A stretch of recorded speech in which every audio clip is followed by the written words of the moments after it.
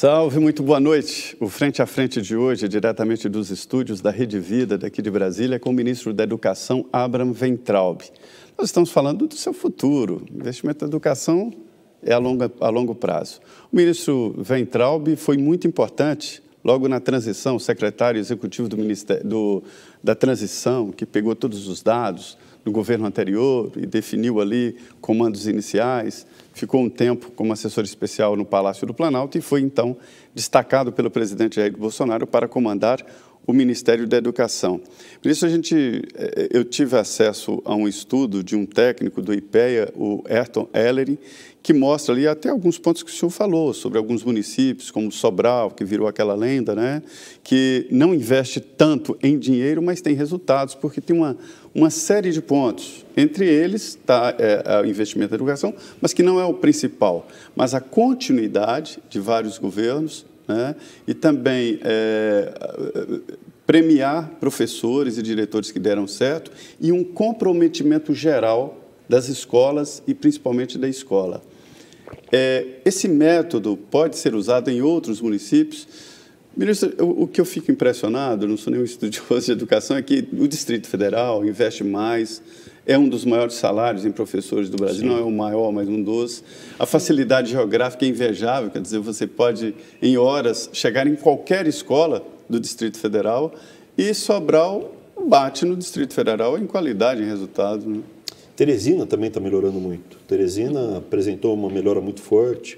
Você tem vários exemplos espalhados pelo Brasil, onde, veja, existem vários estudos que mostram que o dinheiro não é responsável por tudo. O dinheiro resolve necessidades básicas, da felicidade e a educação, né? O dinheiro traz felicidade até $20 mil por ano, felicidade na veia. Não tem felicidade com dor de dente. Não tem o dinheiro para... Não dá para ser feliz. Mas, por exemplo... Tem lugar para morar, sim. Então, assim, mas a quantidade de dinheiro que você precisa para ser feliz ou para você ter uma educação que te permita buscar a felicidade, porque é isso que a gente está falando. A gente está falando em liberdade.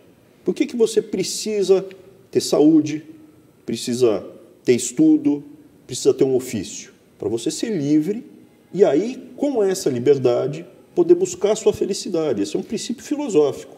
Se você está preso a uma cadeira de rodas, você tem menos liberdade de uma pessoa que não é presa a uma cadeira de rodas. Se você tem uma doença crônica, se você é dependente químico, se você é viciado em drogas, você é menos livre do que uma pessoa que não tem esses problemas.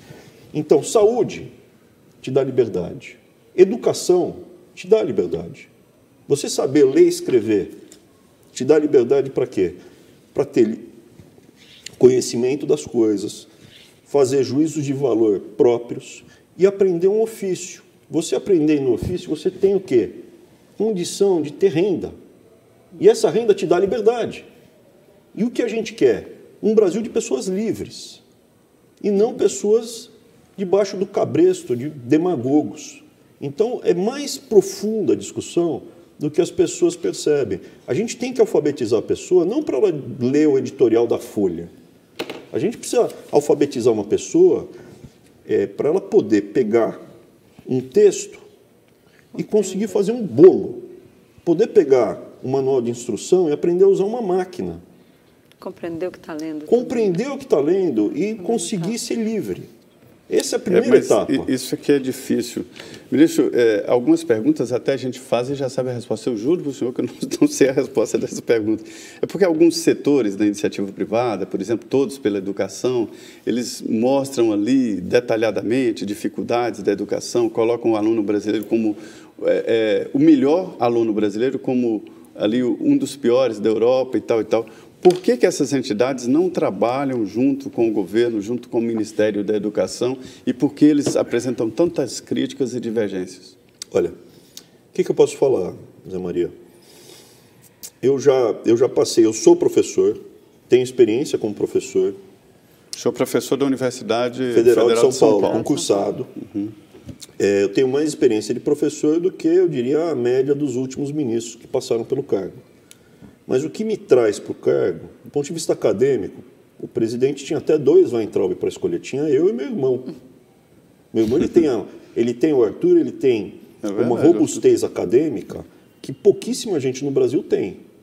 Tem doutorado, pós-doutorado, graduação, mestrado na USP, tem N livros escritos, pesquisador em Harvard, professor na Universidade de Milão. Mas o que eu tenho? Eu tenho a capacidade de gestão. Eu já me deparei com esses desafios que eu estou me deparando agora outras vezes. Eu sei comandar grandes times, escolher executores e cobrar resultado. Então, o que acontece?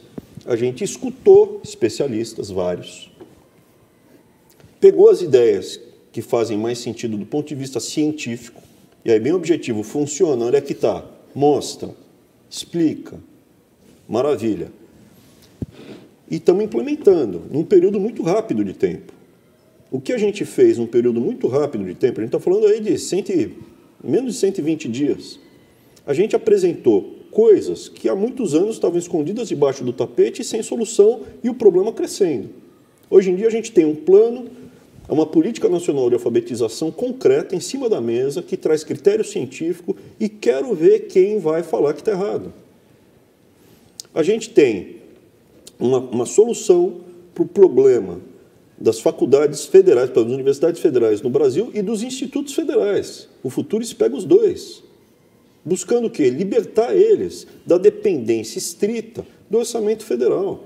E quem for bom vai performar bem, quem não for bom a gente vai tentar corrigir.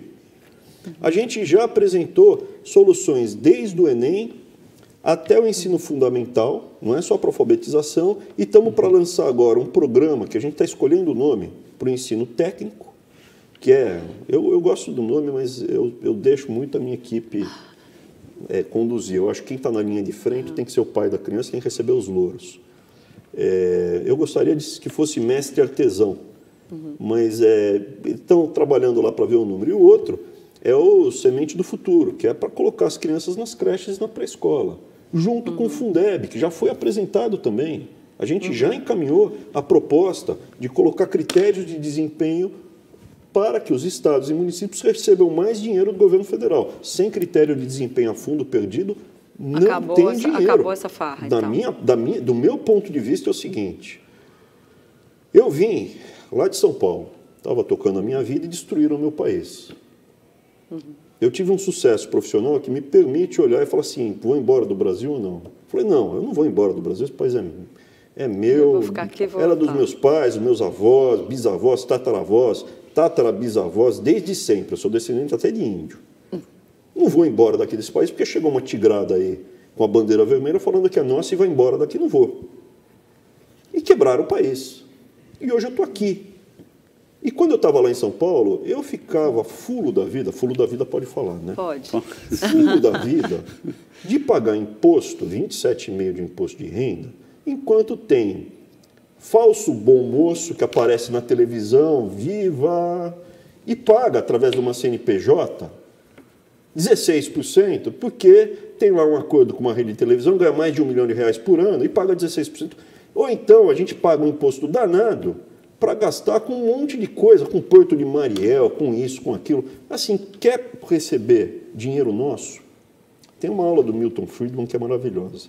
O Estado não existe. O Estado é tijolo. O que existe somos nós. É menos do que tijolo, né? Agora, é uma abstração total. Uma abstração, somos nós. O que nós, brasileiros, que pagamos imposto suado, vamos fazer com esse imposto suado? Educação básica, fundamental para criança carente, sim. Eu acho que precisa. Na creche, precisa. Segurança nacional precisa ter segurança nacional. Saúde básica, porque assim, a gente... não, cada um resolve seus problemas. Motoboy cai, você não vai querer ver o cara morrer que nem um cachorro na estrada. Você quer amparar, você é fraternal, o brasileiro é fraterno. A gente quer que a pessoa seja socorrida. Então vamos pagar imposto para isso. Pagar imposto para cara, dar 8 horas de aula por semana, não produzir um paper e ficar fazendo manifestação do ele não, de 15, 20 mil reais, não.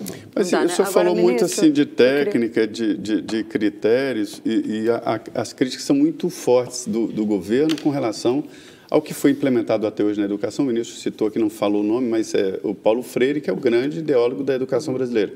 Citado em alguns países, né, como um ícone e tal, com um método bom, mas o senhor mesmo tem dito que, apesar dessa história de citado, não existe nenhum país que adota, né? Isso. O fato de ser citado, Karl Marx, o Das Kapital, é citado pra caramba. Mas não deve ser um dos aplicado. livros mais citados do ponto de vista econômico do mundo. Deve ser mais citado, a Riqueza das Nações, eu não sei, mas deve ser mais citado do que o livro de um monte de economista aí, mais do que o do Milton Friedman. Aposto Com certeza mais entre citado. Milton Friedman Agora, e Karl Marx. Karl Marx não é ciência. Vou repetir aqui, eu tive na faculdade. Karl Marx, veja, se você me mostrar matematicamente mais-valia, faz aqui as equações e me prova que a mais-valia existe. Eu mudo minha opinião. O que existe é o markup. Teoria microeconômica mostra que um monopolista, oligopolista, consegue arrancar excedente do consumidor através de markup. Isso eu ponho no papel e provo. Isso é ciência. Né? Isso é ciência. Então, o fato de ser citado, daqui a pouco ganhar o prêmio Nobel. Pô, ganhar o prêmio Nobel também, não quer dizer nada. Agora, Da paz, né? Da paz, desculpa. Da paz, o prêmio Nobel, ganhou o prêmio Nobel da paz. Pô, não quer dizer nada. Agora, ministro, eu queria entrar um pouquinho na questão do... Vai ter gente que vai pegar esse trecho aí, vai cortar e vai falar, ganhar o prêmio Nobel não é nada, vai aparecer aí. Agora, ministro, eu queria entrar um pouquinho na questão orçamentária. Teve muita polêmica em relação a é corte, não é corte. Teve aquela questão também da balbúrdia nas universidades, que deu muito problema. Como é que está a questão orçamentária das universidades hoje? O senhor está tentando recompor o orçamento, eu já soube. O senhor chegou a conversar com o ministro Onix a respeito, pegando, acho que da Petrobras, alguma coisa dessa área de petróleo. Lá atrás, no governo da presidente Dilma, eu me lembro que ela, aliás, antes ainda, no governo Lula, quando eles lançaram o pré-sal como a 8ª maravilha do mundo, eles disseram que os recursos do pré-sal seriam destinados à educação. Como é que está isso? Tá. Eu, particularmente, acho que você não pode ter, para fundear uma despesa, um custo, um gasto constante. Educação é um gasto constante. Sempre vão ter próximas gerações de brasileiros que vão ter que ser educados, com receitas eventuais. Uma receita divina de uma commodity que você tira debaixo da terra, que às vezes pode estar $20 o barril, pode estar 150, é muito volátil para fundear uma coisa constante. Mas voltando, a gente vai ter que gastar com educação no Brasil, ponto. O que a gente está falando é melhorar a produtividade. Né? Falando economês, é produtividade. O que a gente está gastando está entregando pouco resultado. Tem que melhorar o resultado e não aumentar o gasto. Manter, né? Porque se você pegar, por exemplo, os Emirados Árabes, com aluno do ensino fundamental, gastam 3 vezes mais que o Brasil. Tem o mesmo resultado. Não é só gastar. Existe um patamar mínimo que é R$ 4.500. Tem vários estudos, por aluno por ano. E isso o Fundeb coloca R$ 4.500. Com o novo Fundeb que a gente apresentou de 15%, todos os municípios do Brasil passam a ter pelo menos R$ 4.500 por aluno por ano. Então, a partir daí é técnica, não é só dinheiro. Evidentemente que está, em vez de ter ventilador no teto, ter ar-condicionado, é melhor num lugar quente. Mas isso não é o principal. O livro didático, a forma que você faz, a metodologia, a disciplina, gera muito mais resultado do que só a instalação física. O professor, a qualidade do professor em sala de aula também é uma das coisas fundamentais. Diretor, né? Então, não é uma bala de prata, mas falar assim, o que precisa fazer? Precisa dar R$ 4.500 para todos os municípios por aluno, precisa ter professores que não são que não foram selecionados entre os piores alunos do Enem. Hoje, quem vai ser professor são os piores alunos do Enem. Isso é uma realidade cruel, mas verdadeira. Precisa tornar a carreira de professor do ensino fundamental mais atraente. Isso é o professor com do ensino fundamental, do trabalho, salarial, tem vamos falar um português bem claro. Enquanto um professor da universidade ganha de 15 a 20 mil reais, um professor do ensino fundamental no Brasil ganha em torno de 2.000, 2.100 reais. Aqui no Distrito Federal é 8 mil reais, mas tem lugar que é 1.300. Então, se você não puxa o salário como um todo, aqui você atrai pessoas melhores. Só que isso sozinho não resolve. Por quê? Porque a técnica não é adequada. Você precisa chegar com um manualzinho, primeiro dia de aula, você vai fazer isso. Segundo dia, no período da manhã você vai ensinar isso, no período da tarde isso. O pai precisa receber o roteiro, né? Chegar no final do dia, como é que foi a sua aula de geografia hoje, meu filho? O que você aprendeu América do Sul? Aprendi, papai. Tem que estar isso tem que ser uma coisa muito mais organizada e menos improvisada. O ensino integral é uma prioridade do atual governo? Como é que o senhor vê o ensino integral? Você vê, são várias prioridades. A prioridade essencial é pré-escola e creche. Por quê? Voltando para o economista que eu acho que gerou mais bem-estar para a humanidade do que o Karl Marx, não sei nem se dá para qualificá-lo como economista, que é o Heckman. Ganhou o prêmio Nobel, né? Então, refraseando, prêmio Nobel da Paz não quer dizer nada, né? Prêmio Nobel de Economia do ano 2000, né? Ele mostrou, fez a curva estatisticamente e provou que o gasto na educação nos primeiros anos de vida tem um retorno muito maior do que 20 anos depois. Você tem que investir no começo da vida do jovem, da criança. E não. Que é quando todas as janelas estão abertas, né? Quando você desenvolve todas as sinapses, a criança está aprendendo babebi, bobu, depois. Por isso que a classe média, ela vai e coloca o filho na creche, na pré-escola. Para já aproveitar essa janela. Ministro, mas infelizmente nós vamos para mais um intervalo. Tá, já voltamos. Nós recebemos hoje aqui o José Maria Trindade, no Frente a Frente, o ministro da Educação, Abraham Weintraub. Temos mais um bloco, não saia daí, nós voltamos em 2 minutos.